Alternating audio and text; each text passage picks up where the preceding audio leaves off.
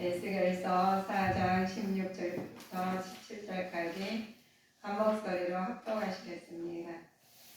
또 내게 이르시되 인자야 내가 예루살렘에서 의뢰하는 양식을 끊으리니 백성이 경겁 중에 떡을 갈아 먹고 민답 중에 물을 되어 마시다가 떡과 물이 결핍하여 피차에 민답하여 하며 그 죄악 중에서 쇠퇴하리라.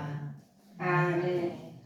오늘 에스겔 말씀을 통해서 우리 심령의 성전을 우리 재건하는 계기가 되셨으면 합니다. 에스겔에는 세 가지 상징을 행동으로 기록된 책이에요. 박습을 통하여 상징적 행동은 예루살렘 포유가 함락되는 시절에 바벨론으로 3차 침략을 해서 유다가 멸망을 당한 것은 불순종이 때문에 그렇습니다. 대한 하나님의 심판을 예고하면서 일정한 기간 동안 좌우로 말씀을 하셔 돌아온 것을 남북 이스라엘 민족에서 하나님의 징계를 받는 말씀과 나타낸 말씀입니다. 부족한 물과 부족한 떡을 예루살렘 백성들이 당할 고통을 비참한 것을 지금 상태를 예고하는 말씀이에요. 그래서 지금 우리한테 다가온 것, 지금 여기서는 괜찮지만 지금 다가오는 것을 우리가 비참한지 아니면 축복인지는 우리는 모르시잖아요. 그런데 말씀을 통해서 창세기부터 하나님 기록된 말씀이 요한계시록까지 다 기록해 놓으셔서 미리 하나님께서 이 말씀대로 우리가 하나님이 진행하고 계시면 우리 그러잖아요. 나라에 지침이 있으면 그대로 움직이신 것처럼 거기 말씀에서 나오신 겁니다. 자, 예루살렘 기근에 대한 상징적으로 말씀이 우리 기근에 대한 예언을 하신 거예요. 우리 축복에 대한 예언하면 할렐루야 하는데 기근에 대한 예언은 마음적으로 자기도 모르게 움츠리게 되죠. 그런데 기근이 돌아오는데 기근에 대한 예언의 말씀이 좌표는 우원이었던 390일 에스겔의 음식에 대해서 말을 합니다. 그런데 에스겔 선지자에게 또 밀과 음식에 대해서 보리와 콩과 팥과 저와 기리로 만든 떡이라고 그는 20세기를 말을 해요. 중식 때를 따라서 먹고 흰 6분의 1을 물을 때를 따라서 마시는 포유된 예루살렘의 성에 극심한 식량난을 말해주는 거예요. 얼마나 식량난이 지금 어려우게 됩니다. 마실 거 어려운 다음 재난이 우리 기근이 돌아오면 식량난이 없어서 이제 기근이 오지요. 예루살렘 포유된 동안 사람들의 기근을 재난을 인해서 어떻게 하나님께서는 에스겔 선지자한테는 보리와 밀과 콩과 팥 이게 조를 기리로 이렇게 주셨지만 우리 보시면 얼마나 기근이 재난이 힘들었는지 아기까지 잡아먹는 무서운 환난에 빠진 거예요. 자기 아기까지. 이 처참한 이 폐역한 유다가 자초한 심판의 결과입니다. 그래서 이스라엘과 이삭을 본 시기가 제30년에 4월 5일에 내가 그걸 가게 사로잡혀 가중에 하늘이 열리고 하나님 일상이 내게 보인다면 에스겔에서 하나님 보이시는 거예요. 하나님께서 그 기간을 하나님 22년간 그렇게 하나님께서 하신 다음에 말씀하시게 만드십니다. 에스겔이 어떤 사람인가 보시면 사도 계열의 제사장 부시 아이들이 태어났어요. 그럼 굉장히 부유한 가정에 태어났거든요. 하나님으로부터 선지자로 부름받으면 또 바벨론 포로 초기의 그 예언자입니다. 초기에는 힘들어요. 뭐든지. 우리 보면은 우리 살림도 시작할 때나 뭐든지 시작할 때는 힘듭니다. 그러시는데 에스겔 초기에 선지자로서 소망의 선지자라고 불리는 에스겔은 BC 597년 사이에 느부갓네살의 포로로 잡혀갈 때 땅 그발 강가에서 델리아디베에 거하면서 22년간 예언 활동을 하신 거예요. 하나님 훈련을 시키고 하나님께서 이 아들을 갖다 예언 활동을 말해줄 일이 갔어요. 그래 우리 보시면 예언은 똑같이 지금도 예언의 말씀이 아주 난무해요. 굉장히 많이 나와요. 좋은 말씀 많이 나오는데 어떤 사람들 글을 갖다 가둬버려요. 그들 갖다가 말이고 욕되죠. 그래요. 몰라서 그랬거든요. 그래서 에스겔 소명을 받는 암시의 표시가 있어요. 여호와의 말씀에 특별히 임하신 것이 하나님의 권능을 내세우기니라 했어요. 하나님께서 에스겔과 특유한 표현을 통해서 하나님 강하게 하십니다. 하나님의 뜻대로 여호와의 권능이 생생하게 하시는 말씀이 있어요. 어떤 말씀은 생생하게 나한테 와닿아요. 어떤 말씀은 그냥 지나가는 물이 흘러가는 것처럼 가버려요. 그리고 말씀은 지금 에스겔서 말씀을 듣는 순간 읽은 사람들은 만약 하나님 앞에 속에 사는 사람들은 마음이 아주 굉장히 은혜스러울 거예요. 근데 어떤 사람들이 무슨 말인지 못 알아요. 똑같은 에스겔이 폭풍의 큰 구름 사이에 본 환상을 말하는데 불구하고 이렇게 말을 합니다. 내 생물 형상은 그것은 각각 내 얼굴과 내 날개가 있는데 내 앞에는 사람의 얼굴이요 내 우편은 사자의 얼굴이요 내 좌편은 소의 얼굴이요 내 뒤편은 독수리 얼굴이 하고 있더라 하고 환상을 봤어요. 이 무슨 말인지 모르시겠죠. 무슨 말씀 모르시는데 이 말만 해도 하나님 앞에 속에 힘쓴 사람은 와 감동을 해요. 어떤 사람들 똑같은 말하는 은혜가 무슨 말인지 모르는데 영이 하나님 말씀이 나한테 감동해가 깨닫게 주시거든요. 그래서 내 생물의 형상에 대해서 네 개의 우주가 있습니다. 인간의 네 가지 감각 또는 인간의 네 가지 기본 심리 기능, 그 생각, 느낌, 직각, 감각으로 보기도 합니다. 또 그리스도 인성과 신성을 나타낸 것으로 해석하게 돼요. 그런데 이렇게 말하면 환상을 보가지고 이렇게 말을 해줘요. 그러시는 이 뜻이 그렇습니다. 그 사자는 땅의 왕이신 그리스도고 소는 성기로 오신 고난의 종으로 고난의 종으로 말씀하십니다. 그리스도 말씀하시죠. 그러나 하나님께 사람은 인간을 오신 그리스도를 독수리는 하늘의 왕이신 예수 그리스도를 나타내는데 그리고 왕이 우리 새로 말씀하시면 무슨 말인지 몰라요. 그러니까 이렇게 그냥 상징적으로 에스겔한테 보여주시는 거예요. 이 말을 답변하라 하는 거예요. 우리한테 은혜를 우리 은혜를 받아온 찬양도 제가 은혜를 많이 받았습니다. 받았으면 받은 걸로 끝나는 게 아니라 전하라는 거예요. 하나님을 나타내고자 하신 거거든요. 그래서 에스겔이 환상 중에 하늘의 보호자 앉으신 분은 어떤 분이시냐 보면 우리가 하나님 은혜를 받으셨죠. 그럼 우리 어떤 분이 우리 깨달아요. 근데 이 에스겔은 하나님께서 환상 중에 앉으신 분은 어떤 분이냐 보면은 온몸이 눈부신 광전을 빛나며 무지개를 덮여서 형용을 할 수 없는 아름다운 형상의 하나님 보신 거예요. 이 에스겔이. 그래 에스겔이 이번에 사람이 형상을 하고 있다고 했죠. 형상의 유언을 하나님의 거룩한 성품과 지존하시는 모습을 분명히 생생하게 보였다고 자기는 은혜를 받아가지고 이 말씀을 전해줘야 되는 거예요. 이제 기근이 돌아오니까 닥쳐온 것을 미리 알려주시려고 하나님 에스겔에 보여주셨어요. 보여주시면서 이 존귀하신 하나님의 형상대로 지음받는 성도는 역시 거룩하고 성결한 자가 되라고 우리한테 말씀을 주신 거거든요. 우리 하나님한테 말씀을 받은 것은 하나님께서 내가 이렇게 말씀을 주신 우리는 그 말씀에 대해서 나타내야 되는 것이죠.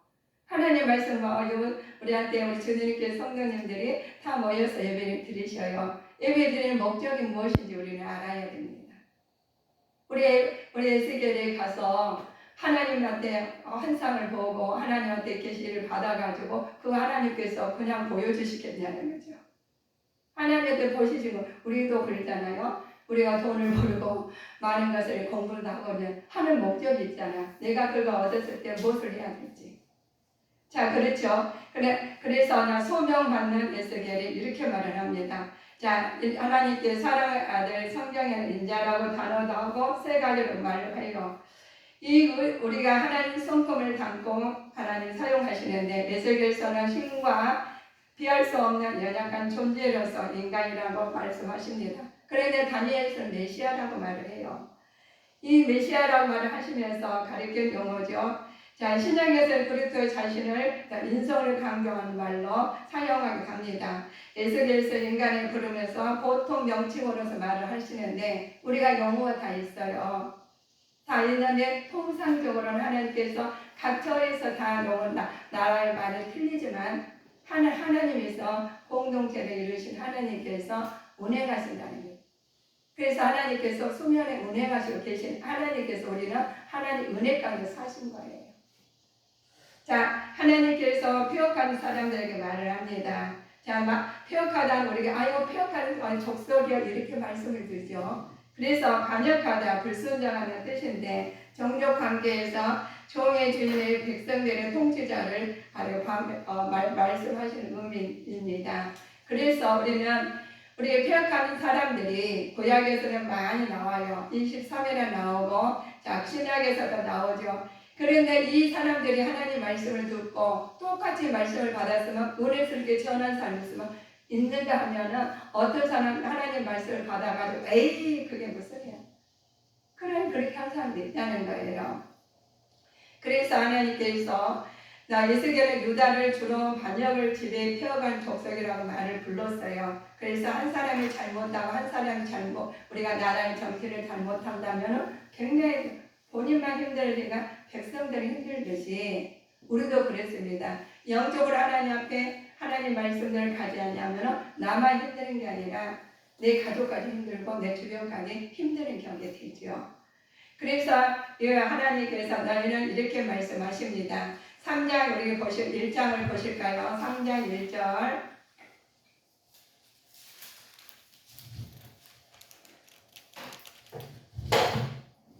그가 또 내게 이르시되 인자야 너는 받는 것을 먹으라 너는 이 두루마리를 먹고 가서 이스라엘 족속에게 보아라 하시기로.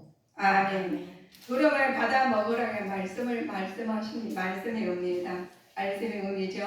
하나님 예언의 말씀이 에스겔에 임했을 때 에스겔에도 임했죠.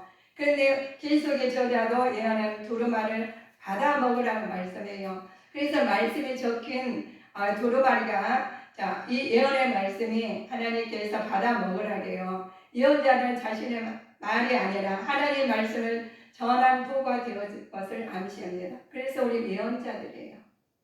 우리는 예언자들이 하나님의 말씀 받아 먹었잖아요. 이 말씀은 우리 말씀이 육의 양식이 있는가 하면 영의 양식이란 말씀입니다.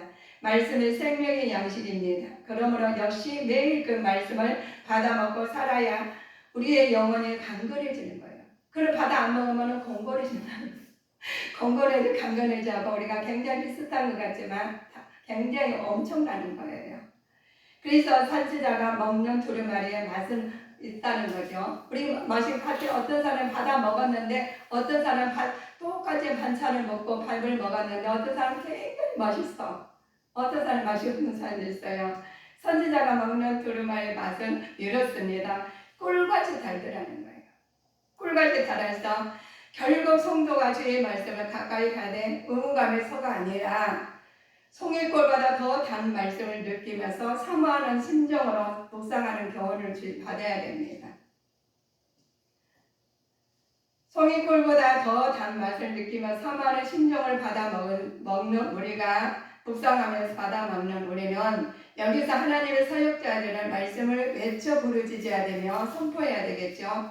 또 할 때도 있고 또 때에 따라서 하나님 때를 기다리며 침묵할 때도 시기도 있다는 사실을 알 수 있습니다. 어떤 사람은 은혜를 받아가지고 말씀을 받았으니까 못 견뎌요. 이 콜소리 같은 말씀, 달고 맛있는 말씀, 은혜로운 말씀, 영의 말씀 전하게 됐죠. 그래서 이 두루마리 책에 기록된 내용과 그 의미에 보면은 애고와 재앙의 말들이 나와요. 애가와 애곡과 재앙의 말이 심판을 예고하는 것으로 도저히 두루마리 안팎의 애가 쓰였다는 것을 그 심판의 광범위하게 나옵니다. 그런데 똑같이 하나님 은혜스러운 말과 있는가 하면은 하나님 돌아오는 것에서 심판의 재앙의 말도 있다는 거예요. 그래서 어떤 사람들은 말씀 은혜 받아가지고 은혜를 하나님 앞에 다 받은 것을 전해주고 또 재앙도 온다고 말을 해줘야 된다는 거죠. 준비를 하라는 거죠. 그냥 막연히 놔뒀다가 준비하지 않냐고 은혜와 하나님 좋으실 하나님이야. 하나님께서 뭐든지 다 해주셔. 하나님께 다 하시다가 나중에 재앙을 그걸 준비하지 않았다가 나중에 재앙을 만나면 그들은 어떻게 되겠습니까? 그래서 하나님께서 에스겔을 통해서 먼저 가가지고 다 이렇게 말씀을 받게 만드셔가지고 예언하게 만드셔서 이렇게 하게 만드셨죠. 자, 그것을 보면 하나님이 대한 예언의 말씀을 에스겔이 이제 전하죠. 22년간 전했다겠죠. 그러나 에스겔은 누구에게 되었나 보면 우리가 파송했죠. 이스라엘 족속 방언에 다르거나 말이 어려워서 알아듣지 못한 열국이 아니라 동족 이스라엘에 파송됐어요. 알아듣는 사람한테 했다는 겁니다. 이스라엘 선민에서 각박한 심령을 지니고 있었기에 그 사람들을 살면서 똑같이 우리가 땅에 살면서 강팍한 사람들이 있다는 거예요. 그런 사람들 하나님 모르는 사람들 강팍하니까 점거하시는 겁니다. 그들을 깨우치기 위해서이죠. 하나님께 귀가 있어도 듣지 못하고 눈이 있어도 보지 못하는 이스라엘을 회개시키기 위해서 수많은 선지자들 그들에게 보냅니다. 지금 수많은 선지자들 많죠. 지금 많이 있어요. 우리 요즘에는 더더욱 은혜가 서러워가지고 하나님 얼마나 그것인지 세상에 유튜브를 통해서 그런 거 많이 갖다 해서 얼마나 지금 말씀이 얼마나 많이 나오는지 몰라요.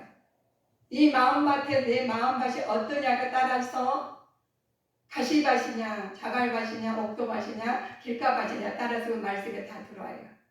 어떤 말씀 자기가 자갈밭이면 자갈밭에 설교가 들어오는 거 은혜스러운 거야. 자기 밭이 옥토밭이면 옥토밭에 설교가 들어와요. 그래서 많아가지고 내 마음에 이제 새기게 되겠죠. 귀가 있어도 눈이 있어도 보지 못하고 이 말씀을 다 우리 자기 심령에 따라서 받아 먹게 돼 있습니다. 그래도 많은 음식이 있지만 좋아하는 건 다 다르시잖아요. 자, 우리가 주의 신이란 무엇을 가리키는지 말씀하실까요? 3장 12절 말씀을 참고해 보실까요?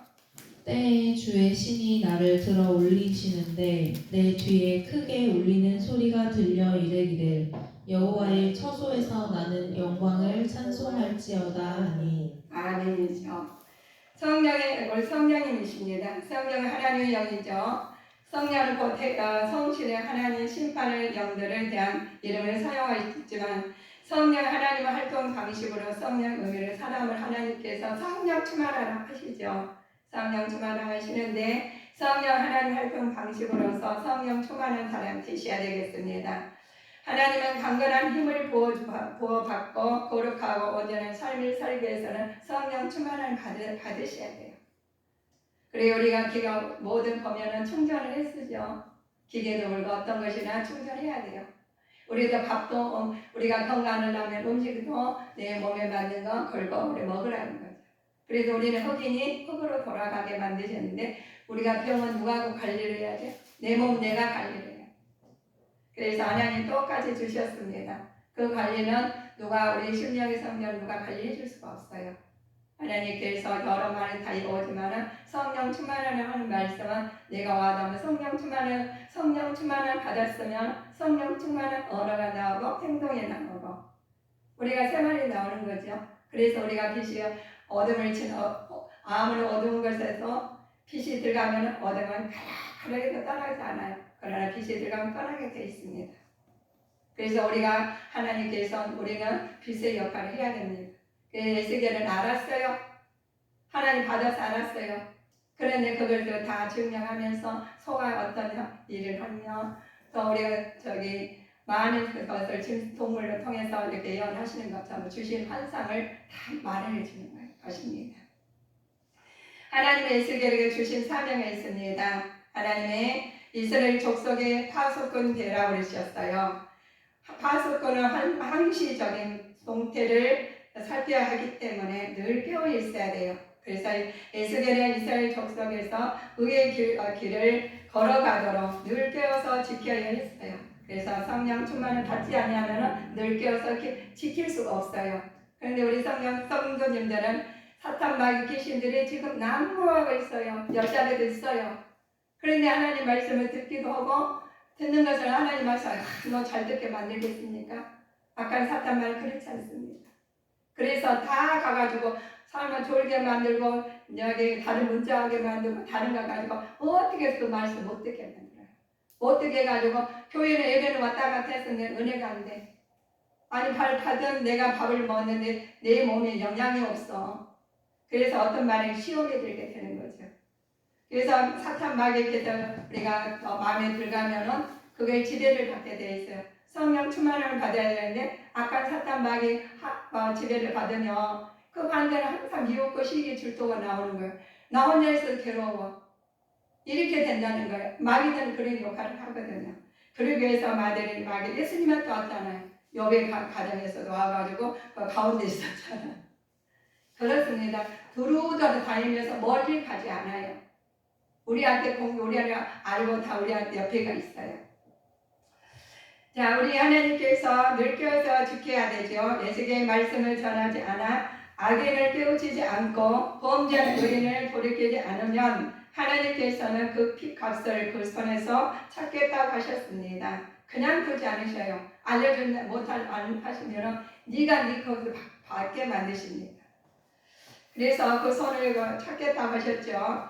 백성을 의의 삶으로 인도하고 바로 세운 파수꾼의 역할은 종교 지도자의 몫이에요. 그래서 우리 하나님께서 에스겔에게 주신 사명이 있고 하나님 일이 있고 우리한테 주신 일이 있어요.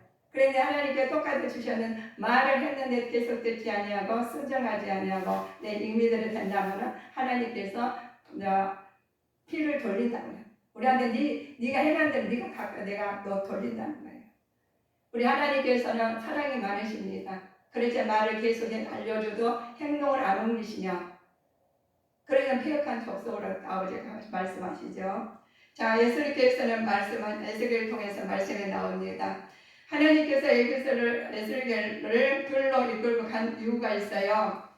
그에게 말씀을 계시하시고 영광을 드러내기 위해서입니다. 하나님께서는 에스겔 사람들에게 위해서 줄을 매고 잠시 벙어리가 되었다고 혀가 풀리고 하나님 말씀을 되라고 계시하십니다. 그래서 하나님께서 자 우리가 말하면 말을 못하게 할 때가 있어요.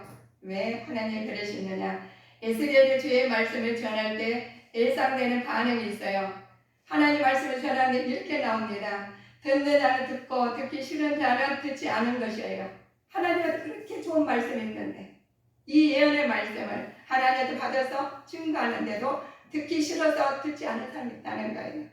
덩어리가 되어 혀가 풀린 말한 것을 보고 믿지 않도록 자신의 죄를 자복하는 하나님의 경고를 듣지 않았는데 이들은 그들의 폐역한 족속 하나님께서 반역하는 무리들이라고 하나님이 말씀하셨습니다.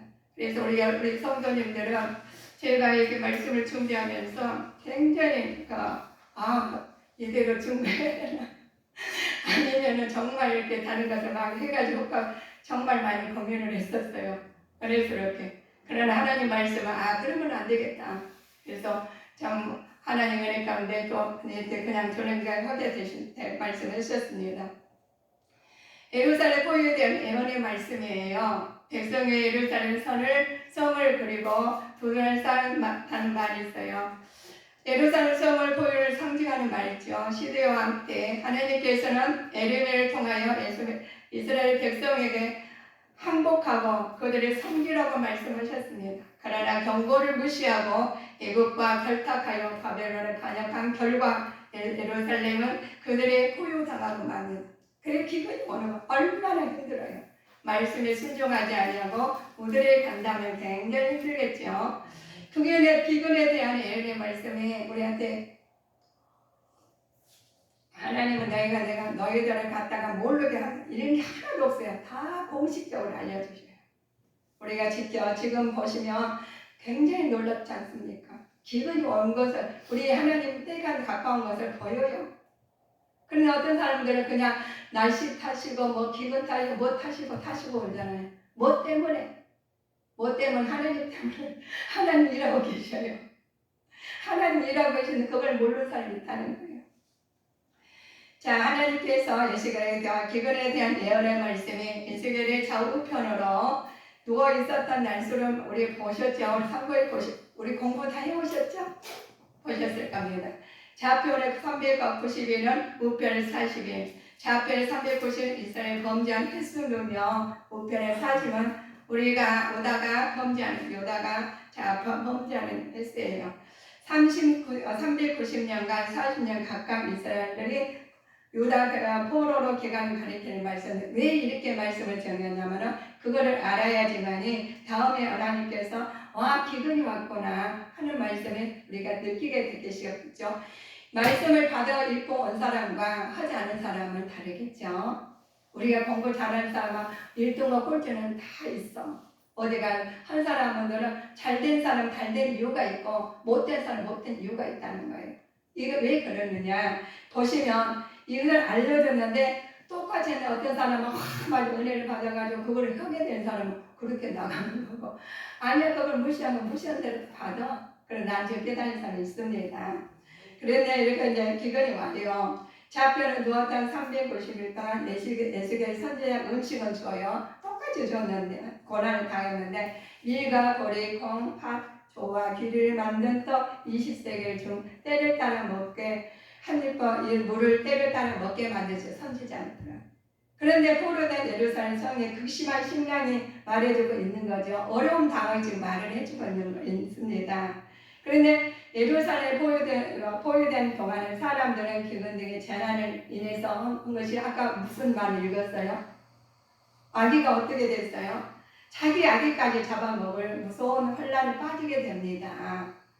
이 처참한 폐역한 유다가 자초한 심판의 경에서 지금 나오는 거예요. 알아듣지 못한 우리가 그랬죠. 기근이 온다, 혼란이 온다, 재림이 온다 그러면 준비하는 사람과 안 준비하는 사람은 다르다는 거예요.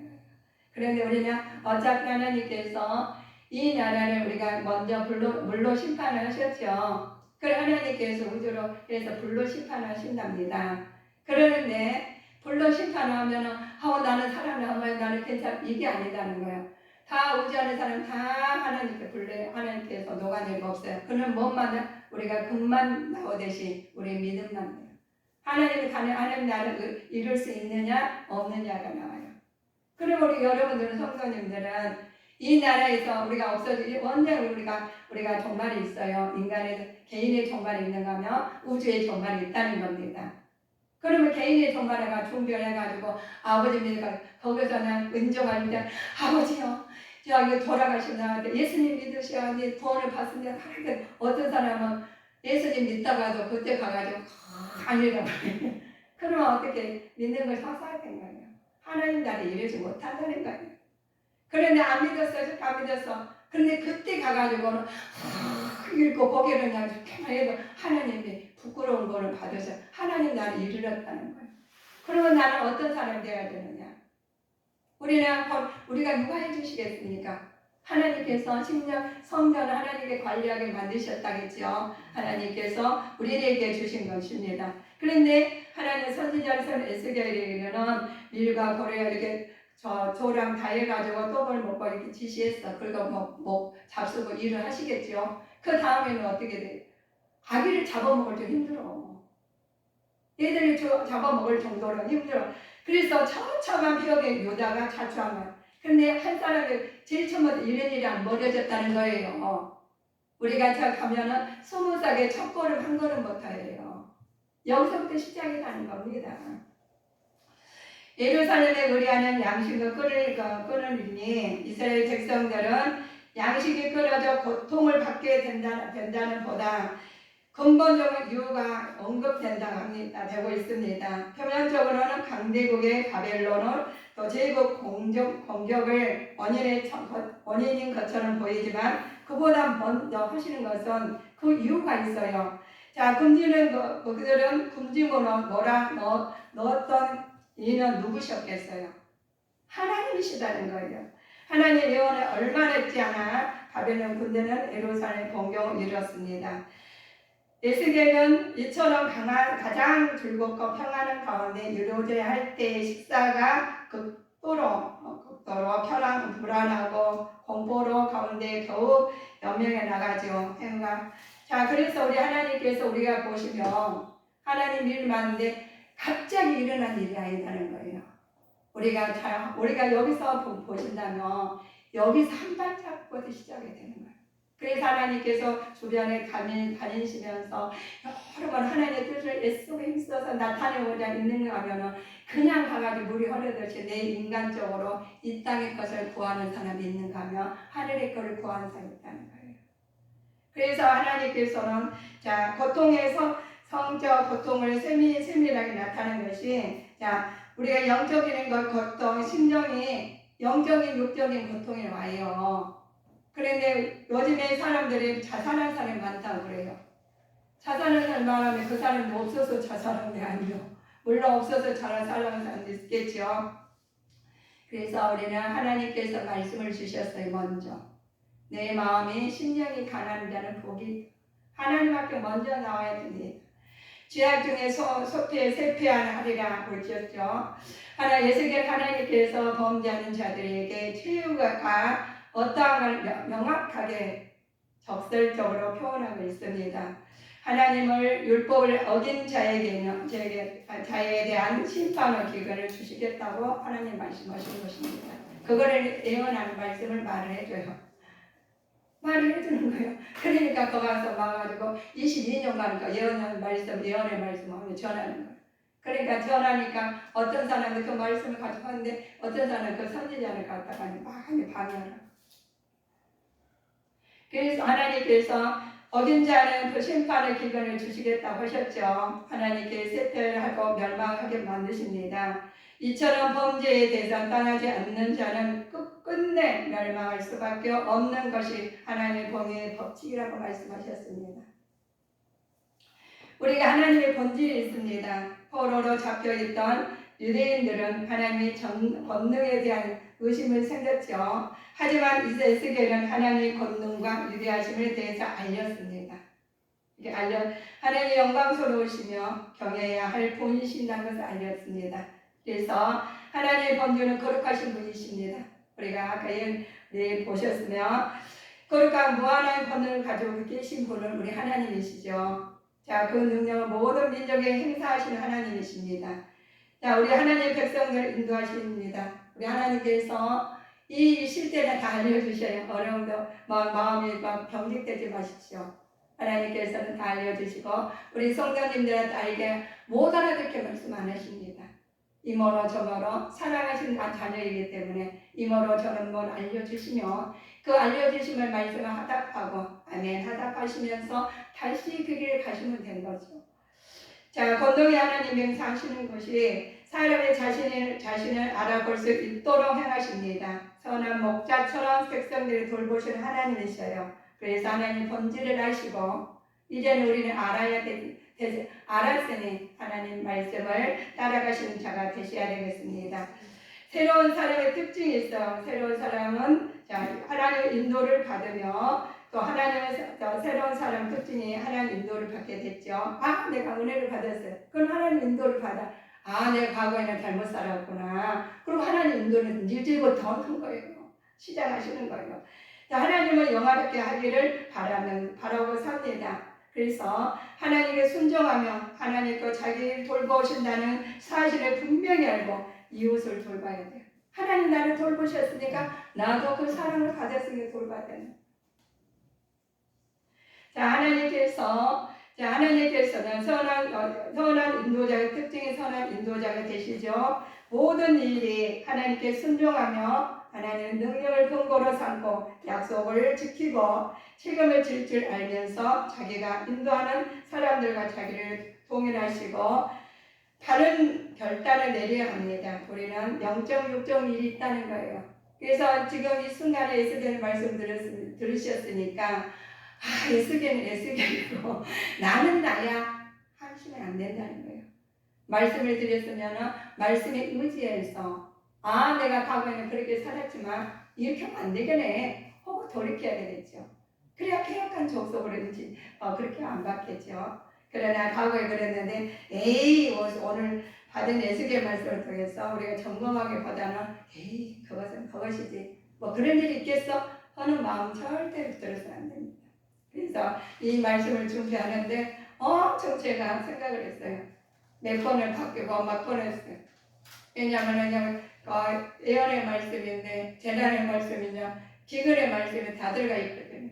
그래서 0.6도 기간을 통해서 하나님 우리가 새로 각성해서 하나님 말씀에서 우리는 거룩한 백성 영광스러운 사람으로 바뀌시기를 주 예수님 이름으로 축복하시겠습니다. 기도하시겠습니다.